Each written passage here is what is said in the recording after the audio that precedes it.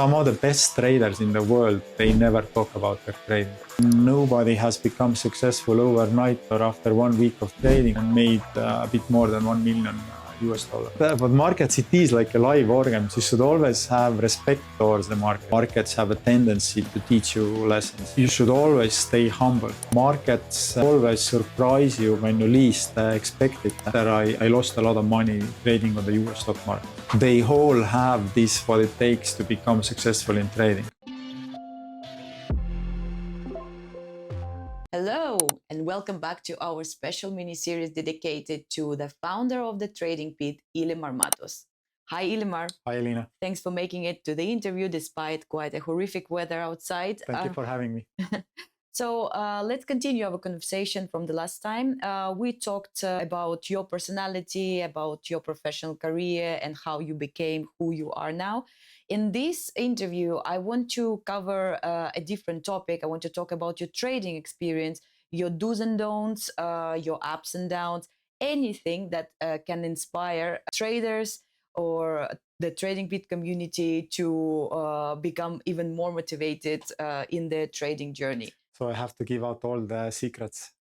Yes, please. That's why we're here. Well, first of all, tell me, in general, what fascinates you in the market? Why it is so exciting, the trading, and why other people should be excited about it? Wow, it's like difficult to express this because it's like such an interesting topic. I think I like in trading the opportunities, the dynamics of the market, constant change, challenge, having to prove to yourself primarily that whether you can succeed in that place. And it's an environment where you don't have a boss there, you don't have your mom or dad or your wife partner telling you what you can do or what you can't do. It's an environment where you are free to act any way you want to act. And outside, it also seems simple in that way that you can only make two decisions at any time. So whether you buy something or you sell something. So, and also you have like immediate loop, backward loop. So you will know within like a few minutes, hours, days, whether the decision that you made, was it successful? Was it the right decision or not? So it allows you also like this constant improvement, because any decision you make will have consequences, and if the consequences are not so good, you can learn from this. And if the consequences are really good, then then you can make profit out of it. Then you can make profit, and it actually starts impacting your life outside of this trading world. So I think it's just like all this dynamics and this opportunities, it's just fascinating. And well, that sounds more like the outcome of becoming a trader, but to actually reach this point when you can be independent, make right decisions, and when it becomes even simple, you need to pass through a journey. Tell me from your experience, what is the journey of the trader? So usually traders, when they start, obviously they need to get some information like how to start, like which markets to operate, which platforms to use, which broker to use, or now which prop firm to use, etc. So the journey starts from like information gathering and some impact. So people are drawn to trading because of something. That they talk to a friend who is successful. They saw a movie that really inspired them. So the first phase is always like inspiration. Somehow a trader gets inspired by something, and then he starts digging into this. He starts absorbing all the information, asking friends, family, like schools, academies, etc. And he kind of jumps into this big blue ocean with a lot of opportunities. That's how it usually starts. So we begin with information gathering. So saying with words of Gordon Gekko from your favorite movie, Wall Street, information is the most valuable commodity. Tell me, in your times when you just started trading, you didn't have access to these vast resources that are available now. How did you get this information? What resources you used? It's interesting how fast the technology and the times have changed and opportunities as well. So I have like a phone right now here, and if I go into this, some applications, I have vast access to information, to trading tools, to brokerage platforms, trading platforms, all these like different tools. So when I started in 1997, obviously the phone was not there. And I started in a small village in Estonia. It's called, those who want to look up in Google, it's Kadrina, Kadrina. And it has 3,000 inhabitants. It has only one small shop and high school. And that's where I started. I went to the library, for example, to find books about financial markets or trading. And what's your guess how many books there were in the library about this topic? Like few. So there were absolutely no books available. And so what I did was I asked my mother to subscribe to the only Estonian business daily newspaper. And in our village, there were only 2 subscribers. One was my mother, and the other was the owner of this small grocery shops. And I used to, after finishing the school, I used to go home and just read about like business, entrepreneurs, stock markets. They had this like last 4 or 5 pages where they quoted like different prices of like commodities and local stocks and foreign stocks, etc. Balance sheet information of some banks and companies that were listed on the Estonian stock exchange, and I would just like cut them out with scissors, put them in my notebook, paper notebook. I didn't have a laptop, a computer, anything, and did just like with a pen some analysis through some charts here and there, and that's how I kind of started. It was a very long road to get the information and to get started on the markets. That sounds very complicated, actually. Now people can't even read a 3-minute article or finish the reels, and you're talking about browsing through the shelves in libraries and especially looking for resources that were not available. So how didn't you lose the determination? What inspired you? What forced you to continue?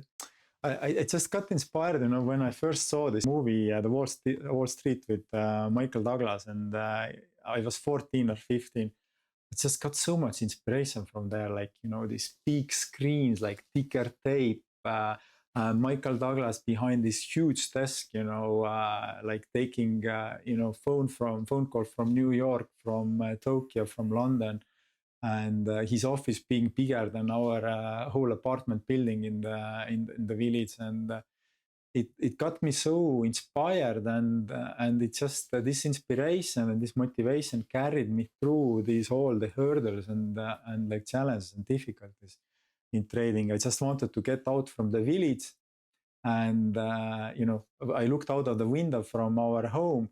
There were like potato fields, and some tractor was driving here and there, and I just knew that I want to get out from here, and I was ready to put in the efforts and go on this journey and find the successes, and I think that's what a lot of traders maybe miss a bit today, that they think success in trading is going to come really fast and easily.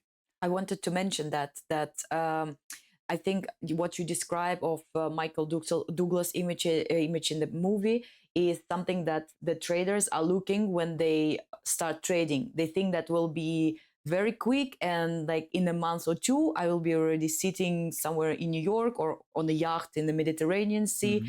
But I want you to maybe bust this myth that trading is not really about quick success. I think a lot of people they are too impatient, and I think patience, this word, is really, really important in trading. So a lot of the guys, they go to, for example, some class at some academy, trading academy, or take an online course and then immediately they think that after like 4 hours of seeing some charts and some techniques, you can immediately become successful. Mhm. It's not like this. I would be really lying if I would say that it's so easy. And to give you an example, so one of the most actually the most successful hedge fund in the whole history of humankind, so Renaissance Technologies, Mhm. and one of the founders, Jim Simmons. So when they started the fund, they like 50 years ago. The first years they were actually struggling. So today everybody knows who is into trading. Like they know that like who is Jim Simmons, who is Renaissance Technologies, but they don't know a lot like the early stages when they started. They had in the beginning for a few years quite many instances where they thought actually that maybe we should quit. And these are PhDs in math, physics, sciences, and even for them it wasn't easy. So you have to put the efforts. You have to have passion, because passion will motivate you and push you over the hurdles, and you have to work hard. But if you do that, then I mean, we have at the trading pit at the end of September, we had almost 300 traders that are actually trading our money, effectively being funded with us. So it's, if you learn, if you practice and work hard, there are a lot of people who have successes in trading. Basically, trading is a journey. It's a long journey. And you mentioned a lot now the psychological aspect of this journey. So, do you have any tips how to prepare yourself for this journey? Because, yeah, modern generation is quite impatient. We're used to getting things here and now and very fast. So, how do you prepare yourself for this long process? I think with any process, anything that you learn, for example, when you start learning to ride a bicycle, how many times you fall. I know that I fell quite a bit, probably you as well. So with any learning process, there are like challenges, and I think in trading, what helps a lot is if you have somebody next to you, like a friend, or you are like part of some trading community. And trading nowadays is so popular that in most of the bigger like cities, could be even in my home village, there is some trading club, or there are like a few guys that are interested in trading. So to just get together with these guys, because oftentimes when you have like struggles, somebody can support you and motivate to go ahead and push forward. And I think this is very important. And I think in general it is important in trading to have like a very stable mindset, that and avoid trading when you have emotional instability. For example, something has happened with your like friends, family, or at work, or in your personal life. It's good time to not trade. Would you say that anybody can trade? Only it only depends on their like emotional state, or still there are some personalities that should avoid trading? I think personalities who are hyper emotional, uh, for them it's a struggle to be successful. But I know also like a few quite emotional people, and they are successful at trading. And why? Because they are not manual traders. They are not placing the trades themselves. They are actually good at developing technology and algorithms. So while they, as a person, being like emotional, their algorithm is not emotional. So it's and their knowledge about the markets and trading help them to create the algorithms that are actually successful in trading. And so it's not always that like if you are emotional you shouldn't trade. It's just find like another path, or find like a different asset class which is not so volatile, that will like impact you emotionally. And maybe instead of like trading intraday where market can move up and down, just like trade for like 1 month, 2 month positions. Well, going back to you and your journey, can you recall first challenges that you faced apart from looking for resources on your trading journey, and how you managed to overcome them? For me, when I started, the difficulty was first of all actually getting like market data and accesses. So I started trading first with an Estonian local bank, and they didn't have like a mobile app you have today, or like some internet-based. The bank didn't actually have an internet-based. Hard to imagine it. So that was the struggle with market data and having like up-to-date information about the markets. And what helped me then was that when I was around 21 years old, I opened a bank with a US broker, which was called at that time Datec. Later they were acquired by I think Ameritrade, and when I opened the account there with just like $3,000, and I had like real time market data, like news flow, research documents like from Standard and Poor's and Goldman Sachs and some others, and it just opened this like the world when before I was just like peeking just through small like hole like opening this brokerage account with this broker and having all these accesses. I just like the whole market open. Do you remember your first trade and the strategy you used that failed you and that you wouldn't use now, for example? Or maybe in general, the strategies that you were using in the beginning of your journey that you would never recommend to use for the beginner traders these days? My first trade was in August 1997, and I actually bought a stock market listed mutual fund which was investing in Russia, because Estonia is really close to Russia, and a lot of people speak as well the language, and we have certain history there as well. So I thought that like I know quite a bit of that market. I had read about this market also in this Business Daily newspaper, and I thought that okay, it's a growing economy, they have a lot of resources, definitely it's gonna go up, and I'm going to buy it for not just 1 month, I'm gonna buy it for longer term, So it was a decision, not really like trading related. It was more like decision based on like my assumption of the macroeconomic like trends, and I bought it, and the first day it went up 1.5%.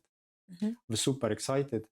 I had It's working. I had this notebook, paper notebook. I wrote that okay, first day 1.5%, and then I like had this illusion or this imagination. I just wrote that okay, what if next 10 days also I'm gonna make like 1.5% a day, And then I got to this percentage. Impatience, and I just thought that oh wow, that's what like Gordon Gekko and this all the Wall Street is about. But it didn't go this way. So the next day the market started dropping. There were some early signs already of the Russian and then later Asian financial crisis, which happened in '98. And so the fund went down, and I think eventually I lost like 30 or 50%. And from my long-term investment actually became like an intermediate-term investment, because I actually closed the position. It was in that sense difficult decision, because imagine for like 4 or 5 years before that moment, I had been like reading the newspapers and some like books even that I got hold of, and I thought that I'm so ready to enter the financial markets, and then suddenly with the first trade, you lose money, and that was a struggle. Yeah. So, what lesson did you learn from this, and how this story can teach our traders today? I think like some of the lessons I got is that so always trade the instruments that you know something about. That I think like focus on asset classes where you think that you have certain edge. So, for example, if like let's say your parents or some friends are working at some beverage company, and then you can talk about them with them, like whether like makes sense to invest into Coca-Cola or some other companies because they have some industry knowledge, or like they know something about like sugar because a lot of sugar goes into the beverages. And so find like your specific market where you think that either you yourself have some information about this market or some knowledge, or you have somebody next to you that can show you the ways and teach you some specifics of that market. And so one is the focus. Also, not go all in because I put all my money I had at that time. It was like $1,000 into that. Eventually lost 500 with this fund investment. So be cautious and go in gradually, and you have to like limit your losses, because as a young trader, the news already started coming in that there are some economic issues there. Market started going down. I could have closed the position already when it was down 5-10%, but I just became emotionally attached to this trade. So you should avoid being at any time emotionally attached to any specific trade or any specific like asset class. But what if traders have zero knowledge of industries, like they don't have anybody to turn to? What should they do? Like any tips? What should they rely on? Or should they listen to their gut, or never do it, never follow instincts? I think you can always still start. It's you just have to be very cautious. And nowadays in the internet you find so much information. So for example, there are a lot of like tens of millions of traders that trade cryptocurrencies. So there are like so many websites, informational sources that you can find about this product, this asset class, and you just start slowly.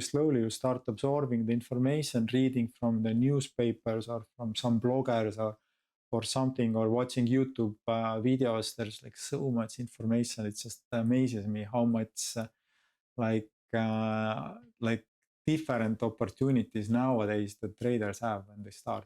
It's completely different when I start. Yeah, but at the same time, a lot of information creates a lot of noise. How do you identify what is right for you among this noise? If you do it alone, it only comes with an experience. So I will have, difficulties, failures as well. But as I said earlier, like the best thing anybody can do is let's say if today is my first day on the markets, I have this passion. I want to start. My first objective should be to find at least somebody who knows something about the markets, who has at least some experience about the markets. And we all have this. We're somewhere like in the university, at workplace, investing, trading is so popular these days that we have this person, and just sit down, have coffee and start discussing, and they will have already their experiences, and they will guide you, what to avoid, which way to go, and what mistakes to avoid, and how they reach the success, etc. So finding a companion is in trading is very, very important. Most successful hedge funds have a big team. There is no successful hedge fund which is run by just one guy and he makes all the decisions. And so there's always like a team. For those who doesn't know, the Trading Pit has a community on Discord, which you can join and find your fellow traders there and start trading already now with the information you can find on Discord from real life traders. By the way, we just reached today 10,100 members. Yes, it's quite a big community, and it's very active community as well. And from there, like like you said, it's one of the opportunities. You see already who are the most active guys who talk about trading. You can send like direct messages as well, or request to send direct messages, and you start building your community. If you don't know where to start with the Discord of the Trading Pit. We talked about this experience that failed you, but the question is, was there a moment during your trading journey when you felt like give up, when you felt like I've had enough, I'm not doing this again? Yes, of course, and all traders have these moments, but you just have to, like I mentioned about the bicycle. So even if you learn to ride a bicycle, you fall initially in trading as well.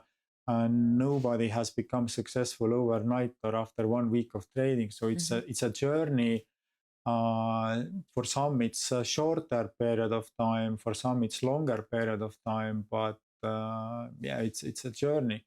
And by the way, whether the journey is short or long is dependent on each person. So anybody out there on the street today, like your friends, for example, they all have this what it takes to become successful in trading. They all have it inside because they all have some knowledge about some asset class, some market, etc. What then differentiates or separates success from not success is that how they actually trade on this market. So what are the trading practices like? Are they going against the trend always? Are they always do they have stop losses or no stop losses? Are they trading less on the news or stop trading at the news? All of these like little things, they actually make up or have the biggest impact on the success of trading. If you have patience, if you want to learn, if you have trading principles that you can have stop losses and you don't take off the stop losses, like these very, very little things, they over a longer period of time, they have such a big impact on the success potential of any specific trader. Would you say that you've always been following these rules in your trading journey?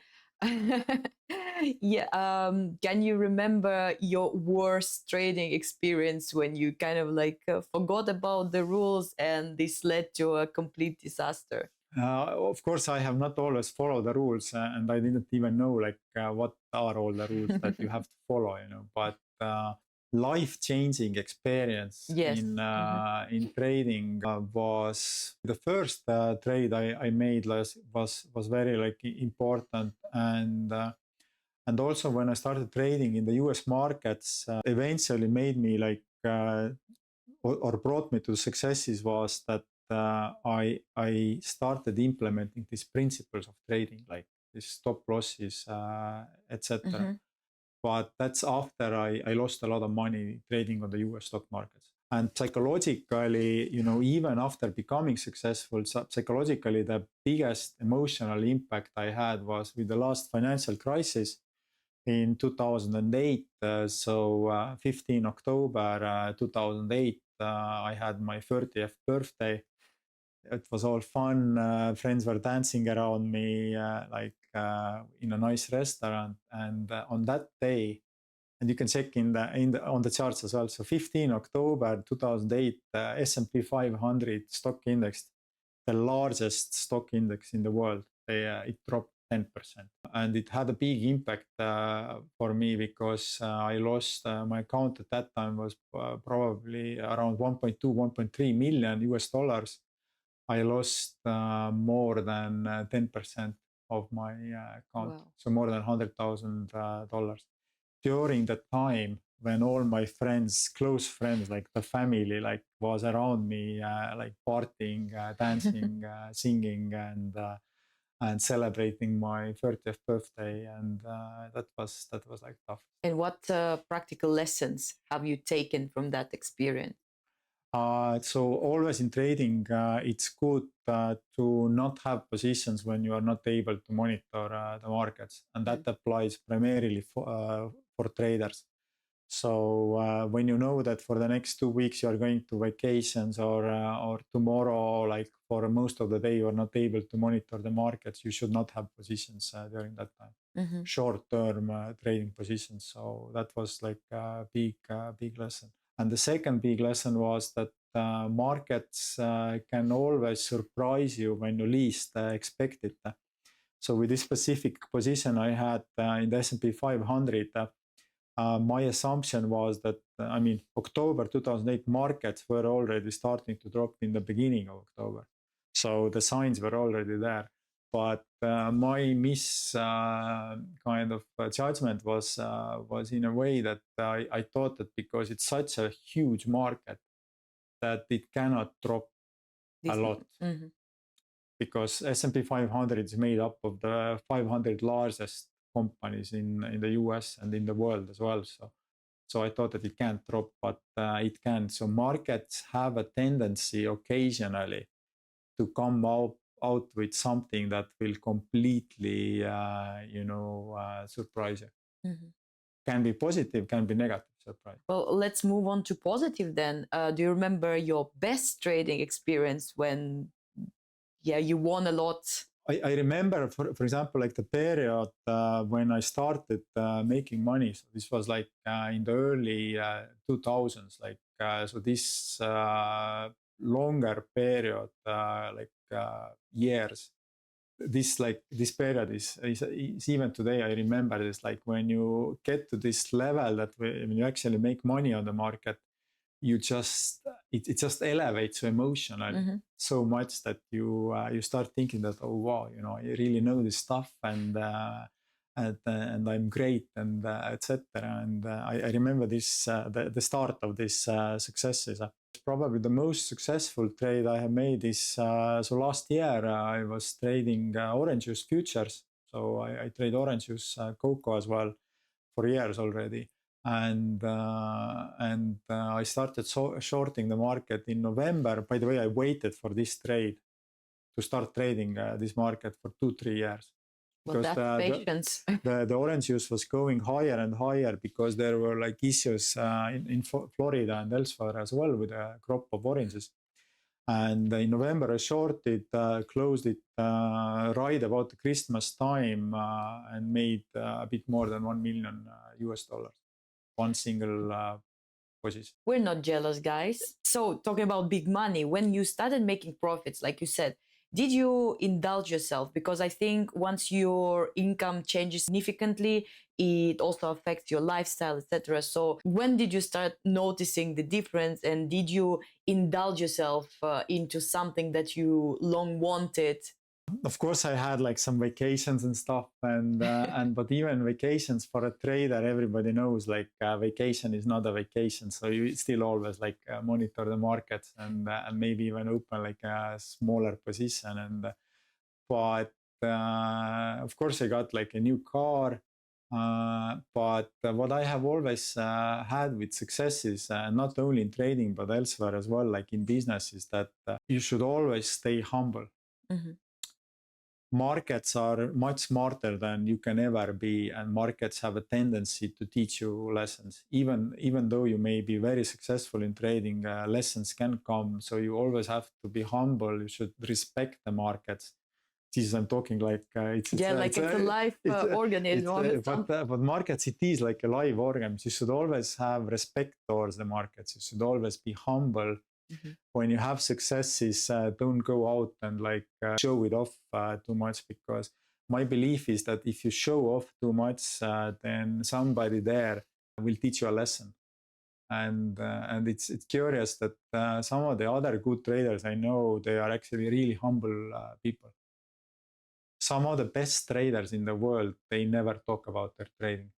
Do you think traders are superstitious people, especially when they reach certain level? I think they are, because all traders I mentioned earlier, like Jim Simmons as well, they have reached success through a lot of hard work and sometimes struggle as well. So when they reach to this the top, then they eventually start making money. They remember their past history and the struggles they had, and they have so much respect towards the markets, and it just makes them humble. So if you see like out there some guys, that are driving with like in Dubai with like rented some Ferrari or something, and just boasting that they are so successful, don't believe these guys. Like the most successful guys are probably the guys that you have never even heard of, and probably will never know about. Well, it sounds like a wrap, to be honest. Like, this is a good point to end this interview. So I think we've heard enough about the beginning of a trading journey, and especially what important qualities you should possess or you should learn to acquire to actually reach some success in trading. Thank you, Illimar. And I hope we'll see you next time. I hope so too. Thank you very much. Thank you.